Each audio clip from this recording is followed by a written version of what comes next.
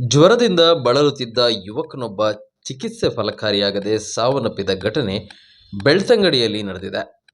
ಮೃತರನ್ನ ಲೈಲಾ ಗ್ರಾಮದ ವಿವೇಕಾನಂದ ನಗರದ ಸೋಮಣ್ಣ ಕಂಬಾರ ಅವರ ಪುತ್ರ ಸಂದೀಪ್ ಕುಲಾಲ್ ಎಂದು ಗುರುತಿಸಲಾಗಿದೆ. ಸಂದೀಪ್ ಕೆಲವು ದಿನಗಳ ಹಿಂದೆ ಜಾಂಡಿಸ್ ಉಂಟಾಗಿತ್ತು. ಅದಕ್ಕೆ ಚಿಕಿತ್ಸೆ ಪಡೆದುಕೊಂಡು ಸಂಪೂರ್ಣ ಗುಣಮುಖರಾಗಿದ್ದರು. ಆದರೆ 2 ದಿನಗಳಿಂದ ಮತ್ತೆ ಜ್ವರ ಉಲ್ಬಣಗೊಂಡು ಜೂನ್ 24ರಂದು ಮೃತಪಟ್ಟಿದ್ದಾರೆ. ವೃತ್ತಿಯಲ್ಲಿ ಅಲ್ಯೂಮಿನಿಯಂ ಫ್ಯಾಬ್ರಿಕೇಶನ್ ಕೆಲಸ ಮಾಡುತ್ತಿದ್ದ ಅವರು ಕಬಡ್ಡಿ ಆಟಗಾರರಾಗಿದ್ದರು. ಹಲವಾರು ಸಂಘ ಸಂಸ್ಥೆಗಳಲ್ಲಿ ಗುರುತಿಸಿಕೊಂಡಿದ್ದರು.